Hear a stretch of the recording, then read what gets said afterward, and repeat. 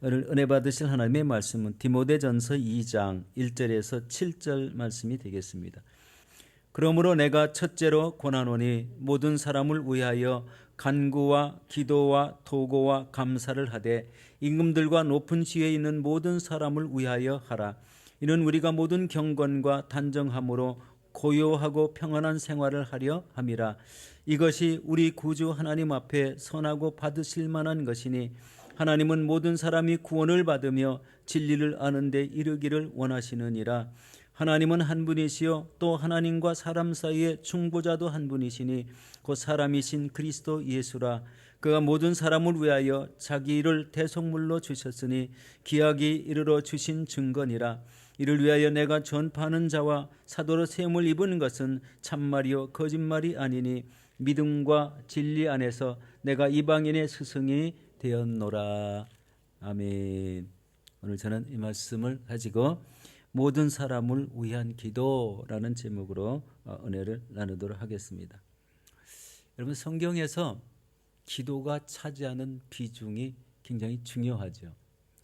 우리의 신앙생활에서 기도가 차지하는 비중이 또한 굉장히 중요합니다. 그런데 기도하는 사람이 어떤 사람이냐에 따라서 다릅니다. 초신자냐 아니면 우리 연륜이 있는 성도냐, 또 기도를 많이 하는 사람이냐 아니면 기도를 어쩌다 한 번씩 하는 사람이냐, 기도에 대한 이런 감각이 예민한 분이냐, 또 하나님과의 관계가 별로 없는 분인가, 이런 거에 따라서 기도할 때 응답을 받고 은혜를 받는 강도가 전부 다 다르다는 것입니다. 그렇지만 성경의 인물들을 보면은요, 모두 다 우리 하나님의 말씀을 받고 그것을 이루기 위해서 끊임없이 기도하시는 이런 모습들이 성경에 많이 보고 있습니다. 특별히 야복강가에서 우리 천사와 이 허벅지 뼈가 위골되도록 기도한 야곱이 있습니다. 그 기도를 통해서 자신의 가족이 구원을 받았고 자신은 하나님을 씨름해서 이긴 사람이 되었습니다. 더 중요한 것은 아브라함과 이삭과 야곱이라는 이 족장의 혈통이 우리 자신의 형이 있음에도 불구하고 야곱이 차지했다는 것, 그의 후손들로 말미암아 복이 되는 귀한 가문을 이루었다는 데 중요한 점이 있죠. 그 기도 하나가 그렇게 중요한 역할을 했다는 것을 보게 됩니다. 다니엘은 기도하면 사자굴에 던져지는 것을 알고도 하루에 3번 예루살렘을 향해서 창문을 열고 기도했다고 우리 성경에 기록하고 있습니다. 여러분, 세상이 막아도 기도하겠다, 이것은 하나님도 못 말리죠. 그렇지만 결국 사자굴에 집어 던졌을 때 모두 다 죽은 줄 알았지만 그 다음날 다리오 왕이 불러서 걸어 나오는 귀한 은혜가 있었던 것을 보게 됩니다. 하나님이 기도하는 자를 보호하시고 지켜주시는 그런 모습을 보았습니다. 여러분, 각 교회에서요, 중보기도팀을 운영하는 이런 교회가 허다합니다. 우리 대표적으로 지구촌 교회는요, 이 강대상에서 목사님이 설교를 할 때에는 이 아레나 각 그리 방마다 600명이 넘는 중보기도팀이 이 설교를 위해서 기도를 한다는 겁니다. 이 기도 때문에 그 교회가 엄청난 부흥과 우리 발전을 했다고 합니다. 참 남다른 이런 특이한 점이 많이 있죠. 교회의 부흥을 이루는 비결도 기도를 통해서 이루어진다라는 것을 봅니다. 오늘 본문은 바로 이 교회 예배에 대한 이런 규정을 언급하고 있습니다. 그런데 2장 1절에서 7절은 기도에 대해서 모든 사람을 위한 기도, 8절은 남자를 위한 기도, 또 9절에서 15절은 교회에서 여성들이 차지하는 위치에 대해서 이렇게 말씀하고 있습니다. 오늘 저는 이런 모든 사람을 위한 기도란 이런 제목으로 함께 은혜를 나누도록 하겠습니다. 먼저 2장 1절을 보도록 하겠습니다. 내가 첫째로 권하노니, 첫째로 너희에게 권하노니 너희가 모든 사람을 위하여 기도와 간구와 도고와 감사를 하되, 라고 이렇게 4가지 기도의 종류들을 이렇게 나열하고 있습니다. 여러분, 기도하다 보면은요, 여기 나오는 4가지 이런 기도의 종류들이 저절로 다 이렇게 섞어서 나오는 것을 봅니다. 환우들을 위해서 간구하죠. 예, 간구는 좀 중요한 이 강도가 좀 있는 이런 기도입니다. 기도는 이 프로슈카스라는 이런 말인데 일반적인 보통 기도들 말하고 있습니다. 그리고 중보 기도는 다른 사람을 위해서 내가 아닌 다른 사람을 위해서 다른 나라를 위해서 어려운 이웃을 위해서 이 기도하는 게 중보 기도지 않습니까? 그런데 마지막에는 감사 기도가 나옵니다. 유카리스티아스라는 이런 원문을 가지고 있습니다. 이런 기도를 통해서 우리가 특별히 구별할 필요가 거의 없다는 것을 알게 됩니다. 이것을 구별해서 특별히 그것만 위해서 기도하는 경우도 물론 있겠습니다. 그러나 우리가 기도하는 중에 이런 네 가지 기도를 우리 함께 다 이렇게 기도하는 이런 모습을 보게 됩니다. 실제적으로 이런 우리 중보기도 하다 보면은요, 이런 위에 언급된 기도가 골고루 이렇게 사용되는데 때로는 이런 교회를 위한 기도, 이웃을 위한 기도, 어려운 이런 가정을 위한 기도, 또 개인적인 질병을 위한 기도들이 이렇게 다 나오고 그 중에 개인적으로 기도할 때 이제 자신을 위한 기도, 그다음에 감사 기도로 이렇게 마무리하는 이런 것도 봅니다. 이런 것을 통해서 하나님은 기도를 할 때에 바로 어떤 기도를 더 중요하게 받으시는가 그런 거는 정해지지는 않았다고 봅니다. 기도하는 자세, 그 다음에 하나님과의 성도의 그 사람의 관계가 더 중요함을 알 수가 있습니다. 하나님과의 관계가 뚜렷한 사람일수록 기도하면 즉시 응답을 받고 또 성령의 인도함을 받고 지시를 받고 이런 역사들이 끊임없이 일어나는 것을 우리 성경에서 보게 됩니다. 특별히 우리 다윗 왕 같은 경우는 블레셋 군대가 쳐들어왔는데 나가서 군대들 데리고 나가 싸우면 되는데 내가 저들을 나가서 싸우리까라고 물어보는 장면을 보면은요, 어쩐 면에서 보면 그게 너무 당연한데 하나님 앞에 묻고 있다는 것. 그런데 하나님은 특별한 이런 지시를 주는 것을 보게 됩니다. 이것은 그 사람과 하나님과의 관계에서 일어나는 일들이라는 거예요. 만약에 사울 왕이 이렇게 아말렉을 치라고 명령을 받았는데 사울 왕이 하나님 앞에 그럼 어떻게 나가서 싸워야 됩니까? 라고 질문을 했다면 아마 사울 왕은 전혀 다른 사람이 되었을 것 같아요. 이 아말렉 전쟁을 잘못해서 살찐 것 살려오고 아각 왕을 살려왔기 때문에 그때부터 버림받은 이런 왕이 되었다는 거예요. 이 기도하는 자세, 하나님과의 관계가 그만큼 그렇게 중요하다는 것을 보게 됩니다. 결국 사울 왕은요, 그 일생이 하나님 앞에 귀하게 쓰임 받지 못하고 전쟁터에서 아들과 함께 죽는 이런 불운을 겪기도 했습니다.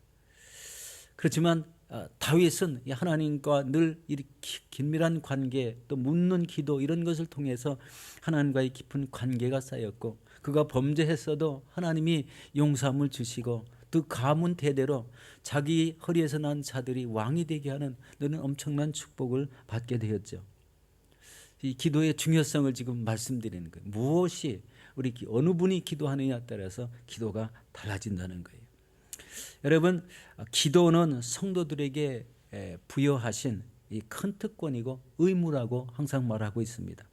그런데 특권이 의무이고 그리고 그런데 이 특권이고 의무인 그 기도가 그다지 중요하지 않게 생각하는 성도가 있다면 그 특권과 의무가 무슨 상관이 있겠는가라는 것이에요. 우리에게 성도에게 주어진 특권이고 의무인데 그거와 관계없이 아무 기도 생활하지 않는 사람은 관계가 없다는 거예요. 그 하나님이 주어진 특권을 사용할 줄 모른다는 겁니다. 여러분에게 하나님이 주신 이 특권, 기도의 특권이 있습니까? 그게 본인의 관계 문제라고 그랬어요. 하나님과의 관계 문제. 이럴 때 우리의 신앙이요 날로 새로워지고요. 하나님의 관계가 뚜렷하고 기도함으로 인도함을 받는 삶을 살게 된다면 그를 통해서 많은 사람들의 영혼이 구원되고 또 성령 인도하심을 통해서 관계가 더 뚜렷해지고 많은 사람들의 신앙이 본이 되는 그런 역할도 할 수가 있을 것입니다. 여러분, 믿음이 그리스도의 장성한 분량에 이르기까지 성장하듯이 기도도 점점 성숙해서 장성하여지는 그런 은혜가 있어야 된다는 것을 보게 됩니다. 최근 우리 교회에서 기도하는 내용을 이렇게 쭉 살펴보면은요, 제일 중요한 게 코비드19를 위한 기도가 아직도 많지요. 그리고 이제 2022년도 교회 비전을 위해서 환우들을 위해서 계속 중보를 하고 있습니다. 그렇죠? 그다음에 올해 9가지 교회 목표가 기도되고 있고, 그다음에 우크라이나 소련과 이 전쟁이 그쳐지도록 기도하는 내용들이 있고, 그다음에 성도의 사업장을 위해서, 또 어려운 이웃을 위해서, 자신을 위해서 여러 가지 이런 기도 제목을 놓고 이 기도하게 되는데, 중요한 것은 자신이 적어도 1시간 이상을 기도해야 된다는 거예요. 제가 이제 전도사 때인데요, 인도네시아 말랑에 이제 16명 우리 선교팀을 이끌고 간 적이 있어요. 말랑 순복음교회입니다. 우리 한지현 목사님이 사역하시는 장소인데요. 거기는 신학교가 있습니다. 우리 이제 유치원부터 하이스쿨까지 있고 거기에 신학교가 있어요. 근데 그 신학생들이요, 얼마나 열심히 기도하는지 진짜 감동받았습니다. 새벽 3시에 일어나서 아침 8시까지 기도를 합니다. 몇 시간을 기도해요? 매일 하루에 5시간을 기도해요. 그날은 아침부터요, 등에서 땀이 찐득찐득한 땀이 납니다. 그런데요, 이 뽑아 쓰는 이 휴지 있잖아요. 이 뽑아 쓰는 휴지. 이것으로 계속 땀을 닦다 보니까 이 휴지가요, 앞에 이렇게 사람마다 다 쌓였어요. 그런데도 기도를 멈추지 않습니다. 훈련이 그렇게 무섭더라고요. 그렇게 훈련을 시키는 이유가 있는 것을 봤어요. 나가서 개척해라. 그래서 말랑 순복음께서 개척한 이 교회가요, 어마어마하게 많습니다. 현지인들이요, 자신들이 우리 신학교를 마치는 과정, 3년 과정이 넘기까지 교회에서 모든 것을 다 지원해 줍니다. 하다못해 우리 여성들 핸드백, 구두, 우리 옷을 전부 다 구입해 주고, 남자들도 다 마찬가지예요.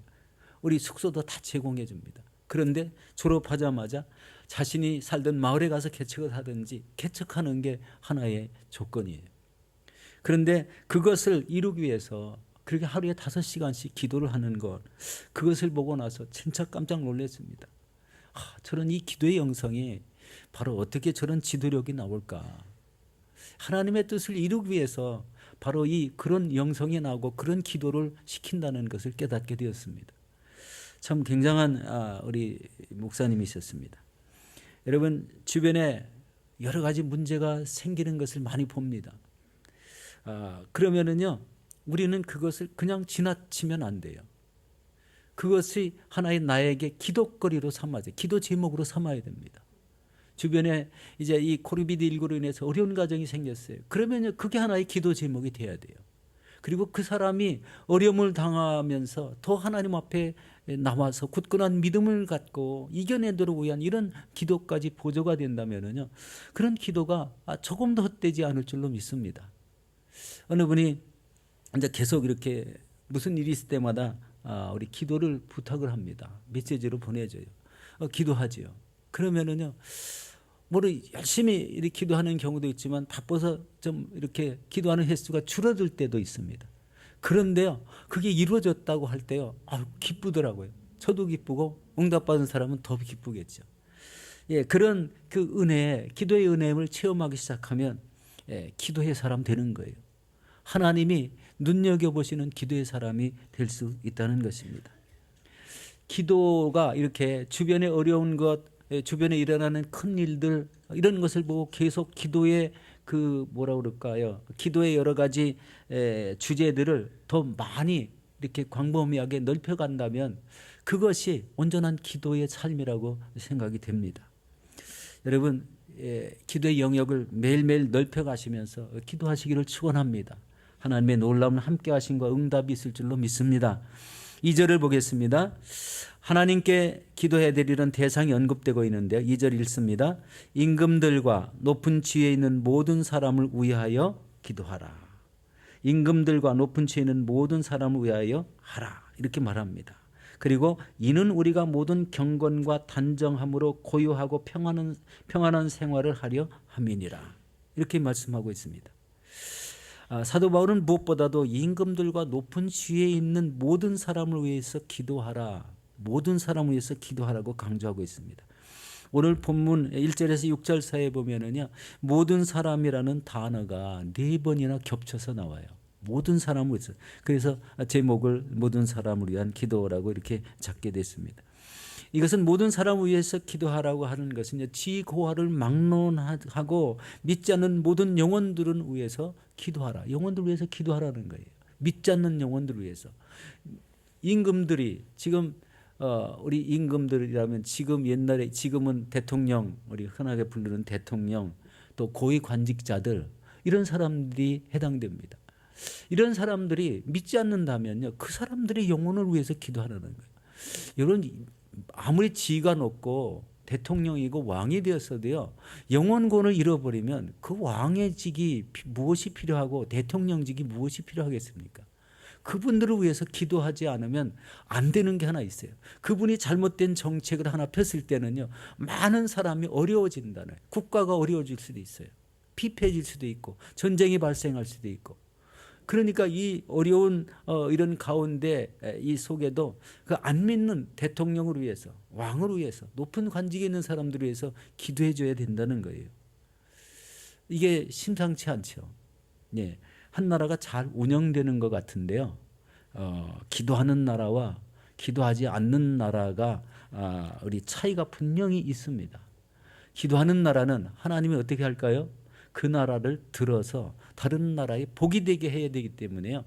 그 나라를 잘 살게 되게 할 줄로 믿습니다. 그리고 하나님을 경외하는 그 가운데 하나님의 임재의 역사, 그 나라에서 추구하는 모든 역사가 잘 되게 하신다는 거예요. 가정에서도 마찬가지입니다. 가정에서요, 끊임없이 사업장을 운영하면서 계속 기도하며 사업장을 운영하신다면요, 그 사업장이요, 잘 될 수밖에 없습니다. 하나님이 함께 하시기 때문에. 하나님이 그 사업을 잘 되게 인도해 주시기 때문에 그렇습니다. 자녀들 위해서도 마찬가지예요. 계속 자녀들 위해서 기도하는데요, 기도하는 자녀는 망하지 않는다는 이런 놀라운 말이 있잖아요. 기도가 그만큼 중요합니다. 그러니까 다시 말하면요, 기도를 한마디 안 하고 사는 사람과 기도를 많이 하고 사는 사람의 차이는 금방은 잘 이루어지지는 않지만 어느 일정한 시기가 지나면서부터는 반드시 그게 갭이 생긴다는 거예요. 여러분, 이게 기도의 중요성입니다. 기도의 중요성. 지금 우크라이나 러시아가 이렇게 전쟁을 하고 있잖아요. 한 사람 때문에 얼마나 많은 사람이 죽습니까? 포탄이 막 날아다녀서 사람이 사는 아파트가 전부 다 파괴되고, 뭐 유류 저장고가 파괴되고, 막 탱크가 폭탄에 막 파괴되고, 뭐 그 안에 탄 사람은 안 죽겠습니까? 그리고 수많은 사람들이 죽었다고 그러고요. 그 다음에 학살됐다고 그러고요. 그리고 그런 것을 피해서 살기가 어려우니까 다른 나라로 피난하는 행렬들, 그리고 그 나라는 또 너무 추우니까요. 그런 것을 다 견디는데 얼마나 고생스럽겠습니까? 국가 지도자 한 사람 잘못 만나서, 이웃 국가 대통령을 잘못 만나서 그런 현상이 생기더라는 거예요. 어떤 면에서 보면 이게 끊임없이 그런 지도자를 위해서 기도했다면 이런 일은 일어나지 않지 않았을까? 그런 것도 한번 기대할 수 있겠지 않습니까? 러시아 대통령. 하여튼 그 한 사람 때문에 막 세계 지금 많은 나라가 어려움이 생겼고요. 뭐가 예측되고 있어요? 우리 유류 파동이 일어나고 가스가 뭐 천연가스가 공급이 안 되고, 이를 통해서 막 경제가 어려워지고 물가는 높아지고, 뭐 이런 현상이 이제 예견이 돼 있고 실제적으로 그렇게 되고 있습니다. 제가 타고 다니는 차가 디젤 차인데요. 디젤 차가 제일 기름 가격이 낮았는데 지금은 제일 높더라고요. 대부분 다 2불이 넘어요. 그렇게 넣은 적이 없는데 이 전쟁이 일어나고 나서부터 그런 현상이 생겼어요. 피해가 생겼습니다. 그게 기도를 하지 않았기 때문에. 여러분, 이런 어려운 모습, 이런 모습을 보고 우리는 꼭 기도해야 된다. 그런 문제들을, 이렇게 어려운 문제들이 각 나라에 생긴다는 소식이 들었으면 그 진위를 정확히 파악하고 기도하시기 바랍니다. 어느 가정이 어렵다면 무엇 때문에 어려운지 그것의 진위를 정확하게 파악하고 기도하면은요, 기도가 쉽습니다. 뚜렷해집니다.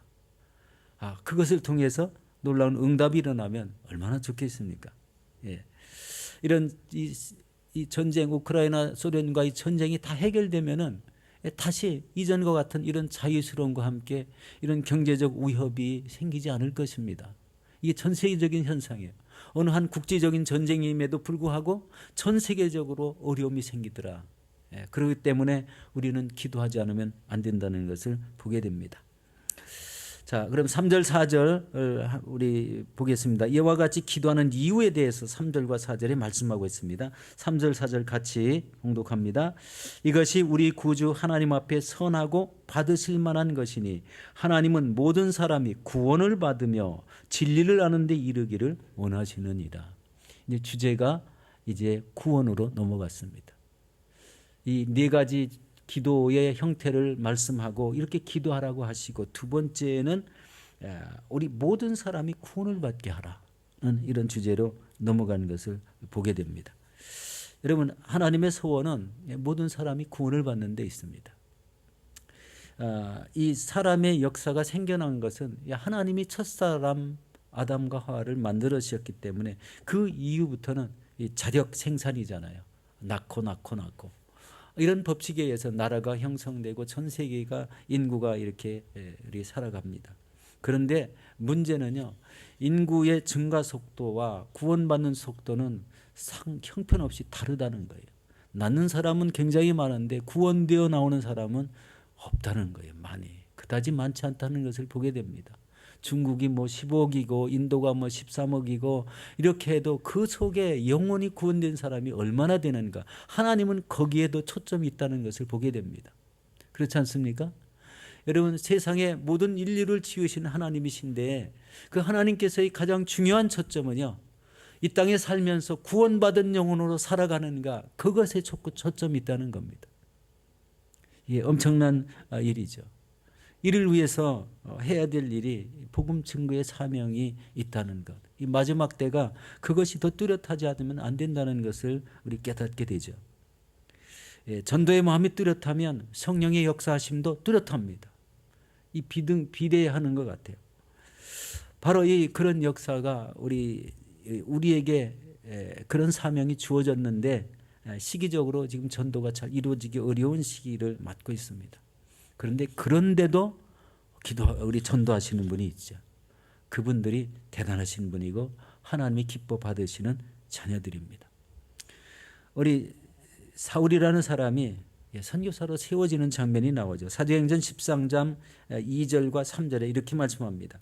주를 섬겨 금식할 때에 성령이 이르시되 내가 불러 시키는 일을 위하여 바나바와 사울을 따로 세우라 하시니 이에 금식하고 기도하고 두 사람에게 안수하여 보내니라. 첫 번째 선교사가 안디옥 교회에서 파송되는 장면입니다.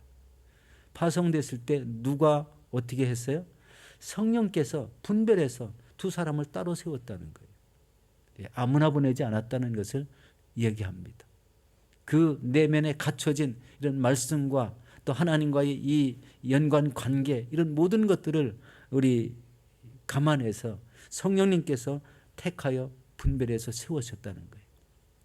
이것을 보면은 우리 이제 사도 바울이 자기의 생명을 내놓기까지 그 수많은 고난을 당하면서 선교지를 우리 이탈하지 않고 또 감옥을 들러 다니면서 이렇게 1차, 2차, 우리 3차 또 4차까지 그런 복음 전도를 하다가 결국은 이제 순교를 하는 그런 모습을 보지 않습니까? 자신의 일생을 모두 다 전도하는데, 선교하는데 바쳤다는 거예요. 그런 분들이 세계 도처에 엄청 많습니다. 아프리카 어느 땅을 위해서, 우리 하다못해 허드슨 테일러 같은 분은 중국 내륙을 위해서, 우리 또 우리 구두수선공 그분은 인도를 위해서, 어느 나라에 하나님이 너는 거기 가라 하면은 그 가는 것이 순종이지 않습니까? 갔을 때 영혼이 구원되고 하나님 나라가 확장되고 이런 역사가 일어나게 되는 거죠. 중요한 것은 사명을 받았으면 우리 일평생을 복음 전하는데 올인하라는 겁니다. 그게 이 시대에 하나님이 원하시는 거예요. 원하시는 것. 그런데 사도 바울은 예수 믿기 전에 이런 경험도 있죠. 초대교회를 세워놨는데 초대교회를 깨뜨렸어요. 잡아다가 옥에 가둬버렸습니다. 그것이 깨지게 된 것은 다메섹 도상에서 예수 그리스도를 만났을 때 완전히 깨어지게 되죠. 자신이 잘못된 것을 알았습니다. 그런데 그 사람이 깨어지게 된 그때부터 하나님이 택한 그릇이라는 이런 사명을 주게 됩니다. 그래서 결국 안디옥 교회에서 이렇게 따로 세움을 받아 파송된 이런 사람이 되었다는 거예요. 이 시대에 우리 가장 중요한 일, 우리 기도하는 것과 복음 전하는 것을 지금 말씀을 하고 있는데요. 바로 이 사도 바울은 사실 그의 첫 번째 우리 자신이 옳다 여긴 것을 자랑스럽게 여겼지만 그 하나님 편에서 보시기에는 우리 실패한 인간이 되었지 않습니까? 그런데 실패한 인간이 한번 깨우침을 받으니까 어떤 현상이 생겼어요? 자기 생명을 바치며 순교하며까지 그 복음 전파의 사명을 감당하더라는 것입니다. 이것이 굉장한 초점이죠. 하나님이 부름받은 사람은 끝까지 죽을 때까지 그것을 감당하는 게 맞다는 결론이 나오는데 이것이 아니더라도 끊임없이 시간을 정해서 나가서 복음을 전하는 사람, 축복받은 사람들입니다. 하나님이 눈여겨보시는 우리 사람들이죠. 그래서 우리 얼핏 생각하면 우리 이해할 수는 없지만 그런 것이 우리 좀 우둔하게 그리 전도의 사명을 끝까지 감당하는 사람이 영적인 복이 충만하다는 거예요. 그 후손들도 잘 되는 역사가 일어나게 될 줄로 믿습니다. 실패한 아픔이 있는 사람, 이런 사람은요, 그것을 다시 되풀이하지 않으려고 남다른 각오가 있다는 거예요. 그래서 거기에 올인하게 되는 귀한 역사가 있죠. 여러분이 사장님이라면은요, 능력을 갖춘 사람을 택하겠습니까? 인간관계가 좋은 사람을 택하겠습니까? 저는 만약에 제가 사장이라면 저는 기도하는 사람을 택해서 우리 미국에 가면은요, 회사를 위해서 기도하는 이런 사람을 둔다는 소리를 들었어요. 회사도 그렇게 운영하는데 기도하는 사람을 택해서 하나님의 음성을 듣고 성령의 인도하심을 받는 이런 삶을 살아가게 된다면 그 사람은요, 일생일대에 가장 축복받은 사람, 천국에서 우리 귀한 상급이 누려지고 또 온전한 이런 신앙이 우리 갖춰지는 이런 믿음의 사람이 될 줄로 믿습니다. 이제 말씀을 정리하고 기도하도록 하겠습니다. 여러분, 하나님은 모든 사람이 구원을 받으며 진리를 아는 데 이르기를 원하신다고 이렇게 우리 말씀하고 있습니다.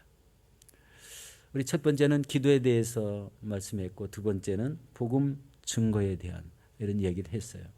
이 시대에 우리가 가져야 될 가장 중요한 사명이라는 겁니다. 가정을 위해서도 그렇고 자녀를 위해서도 그렇고 나 자신을 위해서도 가장 중요한 사명, 기도와 복음 증거입니다. 여러분, 이것을 깨달으시고 날마다 간구와 또 기도와 중보와 감사 기도를 하시고 또 모든 사람을 위해서 전도에 애쓰시는 저와 여러분들이 되시기를 예수 이름으로 축원합니다.